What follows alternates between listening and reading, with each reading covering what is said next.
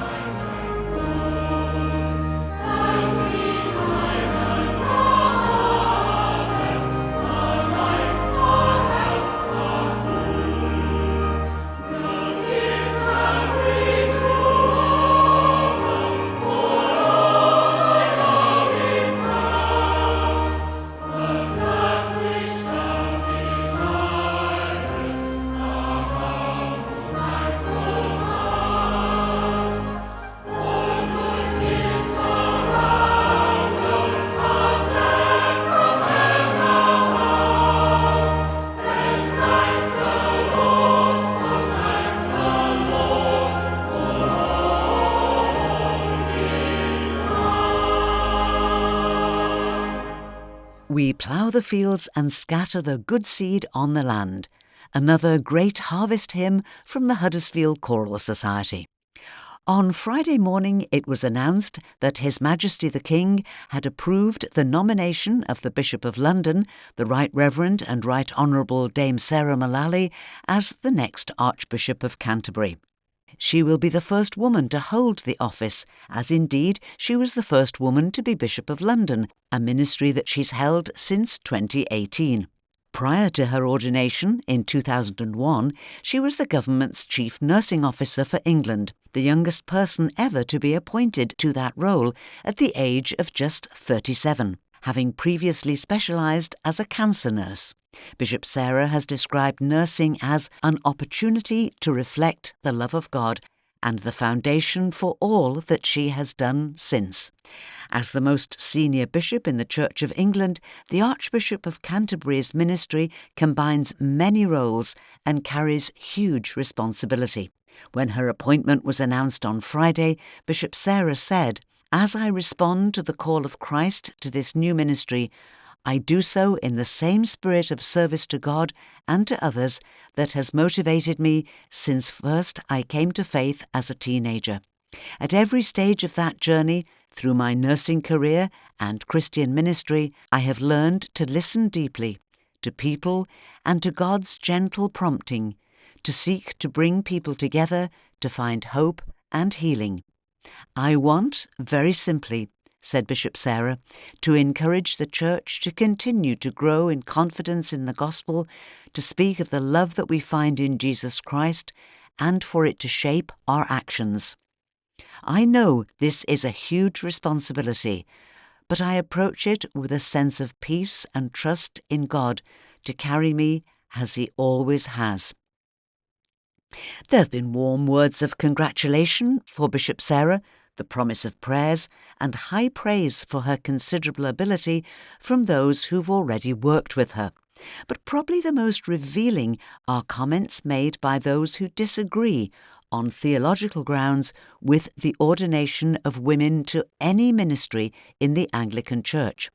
This is the view held by the Right Reverend Jonathan Baker, Bishop of Fulham, who said on Friday, "During her tenure as Bishop of London, Bishop Sarah has always shown the greatest respect for the different theological traditions which coexist within the Church of England. In London in particular, she's generously supported my ministry and enabled the flourishing of traditional Catholic parishes and clergy across the diocese. Now that she has been called to be the next Archbishop of Canterbury, she has the assurance of my prayers. May God grant to Bishop Sarah wisdom, courage and joy in her new ministry." The Bishop of Fulham's words there showing that it is possible to hold very different views, yet still be respectful and supportive to each other's ministry. Currently known as the Archbishop of Canterbury Designate, Bishop Sarah will legally become the Archbishop of Canterbury at her confirmation of election at St Paul's Cathedral in January 2026, with a service of installation taking place at Canterbury Cathedral in March next year. On this programme in early September, I was joined by Dr Tim Grass and Reverend Dr Janet Corlett, and they were telling me that this year marks the 250th anniversary of the first publication of the complete Bible in the Manx language. It's an anniversary that'll be marked in different ways over the coming months, but the first major event was a conference yesterday at the iMuseum here in Douglas, a day of talks by local speakers, each dealing with different topics linked to the Bible in Manx, starting with how the translation was actually done 250 years ago, and ending with a talk from the person we're going to meet now. Neil Rees works for the Bible Society based in Swindon in Wiltshire. He came to the island specially to take part in yesterday's conference, but very kindly made time to talk with me on Friday evening. Neil is a digital publishing and translation advisor, a role he's held with the Bible Society since 1997, which would seem to tell me that he's very committed to his work with a charity that is dedicated to making the Bible and its message available and accessible to everyone. And so, to my first question. Why are you doing what you're doing? Why does this matter to you? That's a very good question. So I did a degree in computing and I love technology. I also love history. I also love the Bible. I also love languages, and I also love geography in different countries in the world. And I think this is about the only job I know where I can throw them all together and do them all together in one role. And so that's what I do. Do you come from a Christian background yourself? Well, my mother's family are Christian, my father's family are not. So, yes, I did grow up going to church, and I became a Christian when I was a teenager, although that was there in my background. I think it suddenly clicked with me what it was all about. Do you know what I mean? And that was in your teenage years, was it? Yes, that's right. Yes. So I remember praying to God and becoming a Christian. Although maybe a bit like John Wesley, you remember when he was an Anglican priest and then had a conversion experience. So it's like an extra step, isn't it? So I think that's how I see it.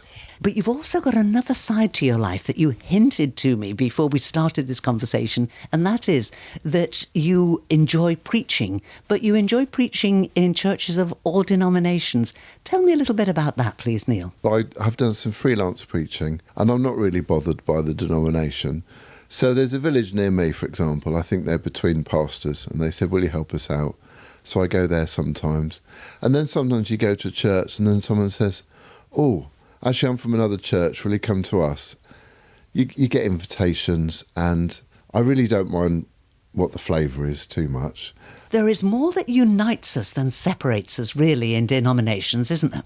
Oh, absolutely, yeah. So we all got a common belief in God, a common faith in Jesus, a common belief in the Bible, and here and there we will disagree over some small things. Sometimes those things are very important to some people, but might be of less importance to others. But I would rather talk about what we have in common than what we've got different, and I really don't like arguing. And it's the Word of God that matters, doesn't it? Which brings us neatly round to the Bible Society, which is all about the Word of God. Just give me a little bit of a history. How far back does the Society go, Neil? It was founded in the year 1804, and so it's now over 200 years old. And at that time, there were already agencies that were doing Bible translation, but the difference was they were denominational. So there was like the Wesleyan Missionary Society or the Baptist Missionary Society, and there was the Church Missionary Society, which was Anglican. And what was needed was a society which would produce Bibles, but in cheap editions that people could afford, regardless of your denomination. So up to that point, you could pretty much get a large pulpit Bible in many languages, but you might not be able to afford a small one that the ordinary person could buy. And what happened in the year 1800 was that there was a number of girls in Wales wanting to buy cheap Bibles for themselves. Now, we know the name of one of them, and she's called Mary Jones, but she wasn't the only one. There was other ones as well. And they were saving up money and trying to buy a Bible. And of course, at that time, it was only these big ones. And so it took them years. And one of the men there that was selling the Bibles, called Thomas Charles, he was in Bala in North Wales. He went to a meeting of the Religious Tract Society in London and said, there's a real need here for cheap, affordable Bibles in Welsh. And so it was actually the Welsh language which was the catalyst for the Bible Society. But then they realised, well, if we've got that problem for Welsh, we've got that problem for many languages. And so they called it the British and Foreign Bible Society. These days we just tend to call it the Bible Society, but that is the full name. And that was over 200 years ago. And when they started, they were just looking at reprinting Bibles that already existed. So they printed in Welsh, and then soon they also printed in Manx and other languages. But then they discovered some languages didn't have a Bible at all.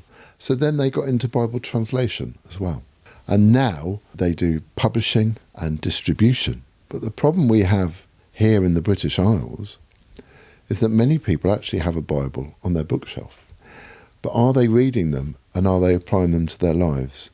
So in some countries, translation is still the big need.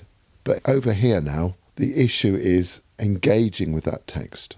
So at the moment, the Bible Society has a big campaign that they call Bible Engagement to try and get people to actually use the Bible, to read it and apply it to their lives. What I'm noticing as a supporter of the Bible Society, I get all the emails, and you have people like Andrew Ollerton, a gifted communicator, and you make videos of a Bible course that is offered, which people can follow online or can be used in a church context or a house group context. Another thing that you put regularly online are people's stories, people like you and I, whose lives have been changed by being introduced to a faith in God and then reading the Bible, finding that verse that's been their rock in some hard, challenging, painful times. Well, we're a big organisation, and I've got lots of colleagues doing those things. My involvement is more on the technical side. So I'm giving technical support for Bible translation and Bible publishing. Sometimes we've got a Bible and it's sitting on the shelf, and actually people nowadays are all using a mobile phone and they want to read it on their phone. And so how do we get a Bible from a printed book into a digital format?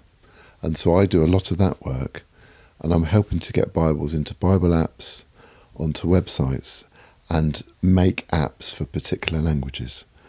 And one of the things I've done is work with our own languages that we've got in this part of the world. And I've engaged with the Irish language, the Scots Gaelic language, the Welsh language, the Cornish language, and now the Manx language, where we take these old texts, we get them into digital form, and then we turn them into an app, and then we release that into the wild through app stores, and people can download it and access those texts through their mobile phone. So talk us through this anniversary for our Bible in Manx. So I've been invited over to speak at a conference, and that's looking at the whole story of the 250th anniversary of the Manx Bible. But as part of that, I wanted to make the Manx Bible and all the different versions of Manx scriptures available for free online. So there's a Manx app. If you go into your app store and you just type in Manx Bible, either in English or in Manx, you'll find an app which you can download for free. Now, this is a very, very difficult thing to ask you to do for the radio. Can you just describe a little bit about what the app does, please? Of course. This is a lovely app, and what it's got on here is a catalogue of scriptures that were translated into Manx. So we've got the full Manx Bible, which came out in 1775, but I've got the 1819 edition, which was published by the Bible Society.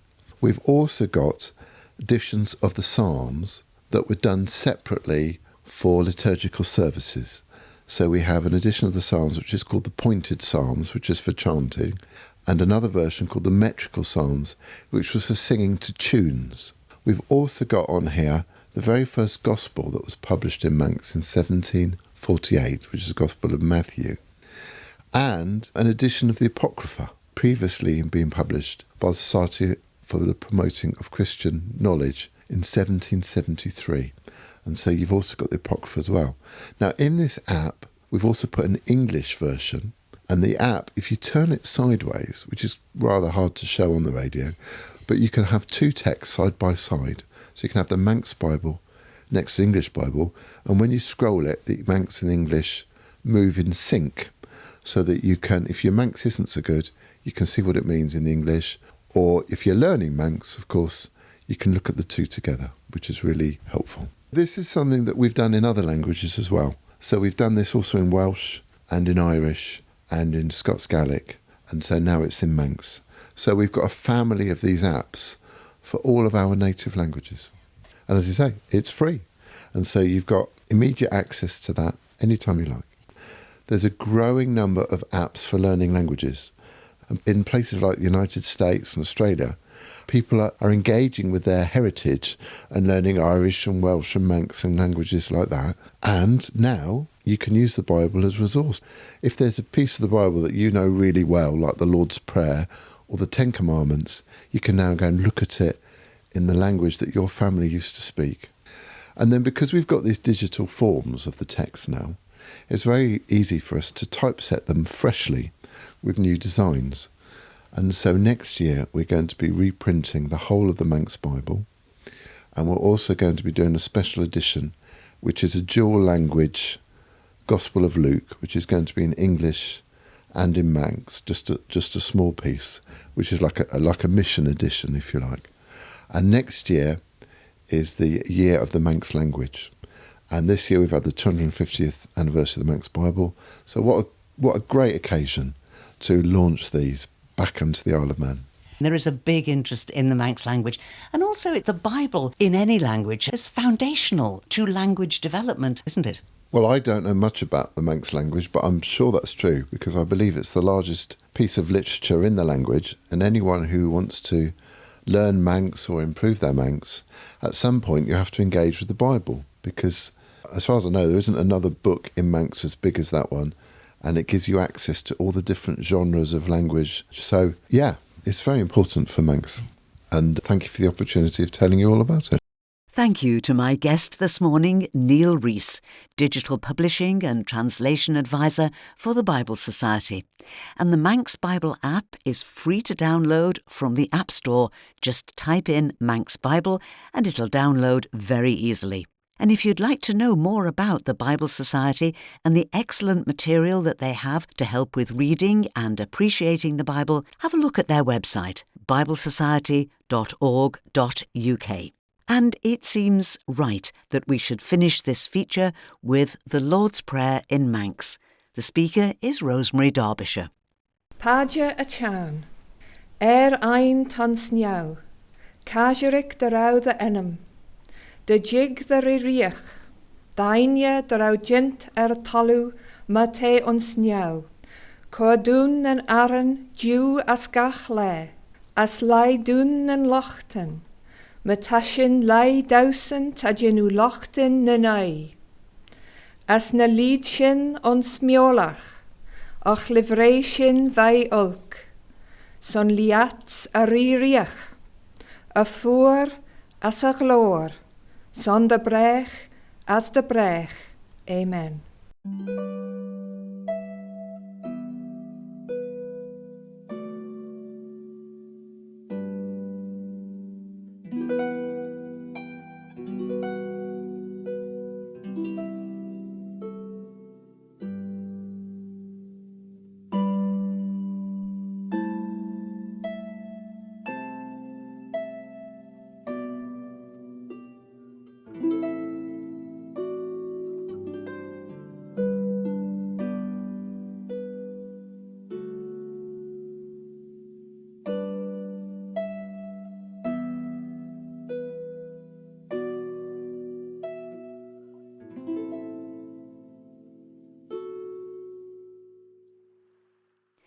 Charles Gard playing St Ninian's Prayer. Yesterday was the feast day of St Francis of Assisi, October the 4th, the date of his death in the year 1226. Because of his dedication to living a simple life in harmony with nature, full of love and respect for all creation, St Francis has become these days the patron saint of ecology. And this, the Canticle of the Creatures, puts into a musical setting the words of St Francis, giving thanks and praise for the beauty of every created thing as gifts from God.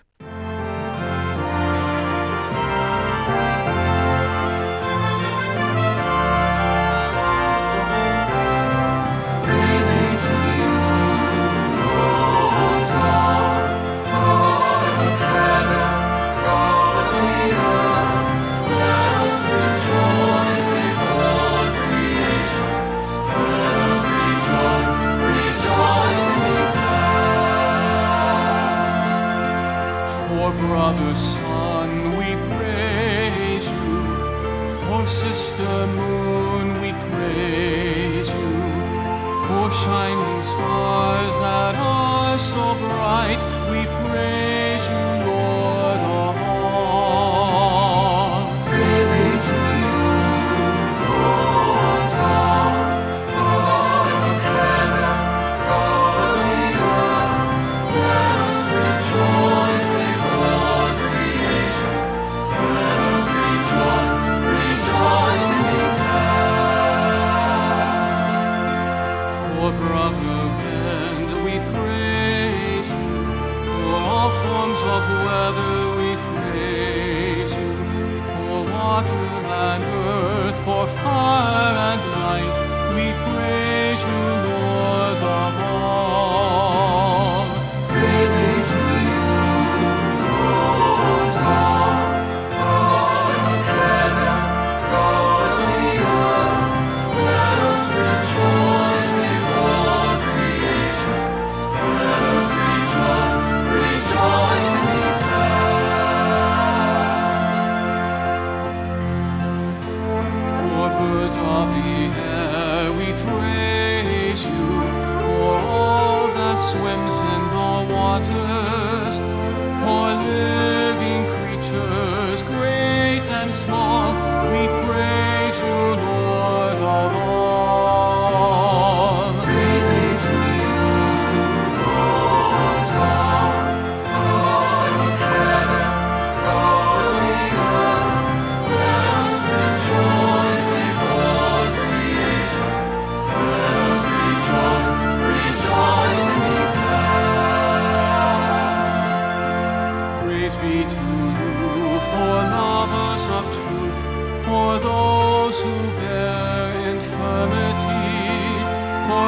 those who bring peace, for those who do justice.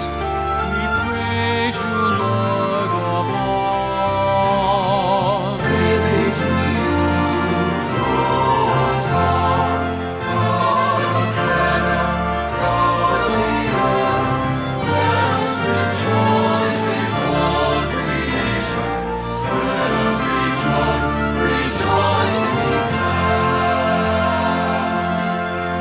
Praise be to you for sister death, for whom no one can escape. Blessed are those who live your will. Death can do no harm. Praise be to you, Lord, our God of heaven, God of the earth. Let us rejoice before creation. Let us rejoice, rejoice and be glad.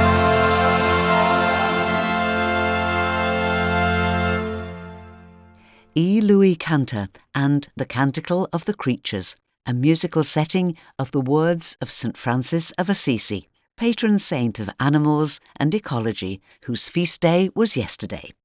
And now it's notice board time, and there's still time to enjoy the harvest and heritage celebrations at Dorby Church and Schoolrooms, open today from 10:30 to 4:30. Admission is free, and teas, coffees and traditional Manx soda cake will be on sale all day. Then this evening at 6:30, you're invited to the Dorby Harvest Home concert service, when the Londu Male Voice Choir will lead the singing of traditional harvest hymns. The concert service will be followed by a Manx tea in the schoolrooms, and there's a warm welcome for everyone. The Garrow Chapel on the main road outside Kirkmichael Village celebrate their harvest this afternoon with a service at 2:30, where Mrs. Pauline Corlett will preach and the soloist will be Mr. Paul Costain. And the service will be followed by refreshments and an auction of produce. It's Harvest Thanksgiving time today in Ballakilferrick Chapel, just above Colby. Their service is this afternoon at 3:00, and it'll be led by Reverend Joe Smart. Tonight at 6:30, the Mariners Choir will be in Ballabeg Methodist Chapel to help them to celebrate their harvest. Reverend Christvin Edbarg, the new Methodist minister in the south of the island, will preach, and as usual the service will be followed by supper and community hymn singing. And another choir will be singing tonight in St. Mark's Church, tonight at 6:30. The choir Voces Insulae, Island Voices, with organist John Elliott, will sing a traditional harvest choral evensong. It'll include your favourite harvest hymns, and there are refreshments to follow in the schoolroom. Bring a gift for the food bank or some harvest produce if you wish, but most importantly, bring yourself. On to next weekend now, and next Saturday afternoon there's the popular annual Harvest Tea in memory of a much-loved member of the Abbey Church in Ballasalla.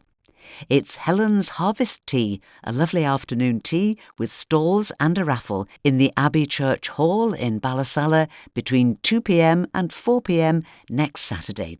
It's £6 for adults and just £2 for children, and all proceeds go to the maintenance of this very well-used church hall. On now to next Sunday, October the 12th. Next Sunday morning at 9:30, you're invited to Kirkmaloo, where the Perrybane Manx dancers will share in the worship with seasonal dances. There'll be refreshments after the service and a warm welcome for everyone. Ballagary Chapel harvest celebrations begin next Sunday afternoon at 2:30. Organist Gareth Moore will be playing with singing by the children from Messy Church. There'll be a further short service in Ballagary Chapel on Monday the 13th at 7 p.m, followed by supper and an auction of fruit and vegetables by Peter Quayle. Bride Methodist Church Harvest Festival is also next Sunday, the 12th, at 4:30. It'll be led by Kevin Mort, and the Sunday school children will take part, with afternoon tea to follow. Details now of a couple of evening harvest Thanksgivings, also next Sunday. The Cool Chapel Harvest service will be next Sunday evening at 6:30, led by Reverend Joe Smart, with singing by the young people. Harvest Thanksgiving at the Cool continues on Monday the 13th, when there'll be a hot pot and quiz beginning at 7 p.m. The cost is just £10 for the evening, and everyone is welcome. And the Mariners Choir will be in Baldrine Chapel Hall next Sunday the 12th, as they give thanks for the harvest in a service there starting at 6:30. Reverend Steve Ingruel will preach, and there'll be supper and community hymn singing to follow. And that's all that we have time for now, but I'll be back tonight at 9 o'clock with Sundown, your invitation to join me in our virtual lounge for late night listening with your requests and dedications, and I'd love you to join me if you can. And so, until whenever we meet again, this is Judith saying thank you for listening and wishing you and those you love a blessed and peaceful week and a very good morning.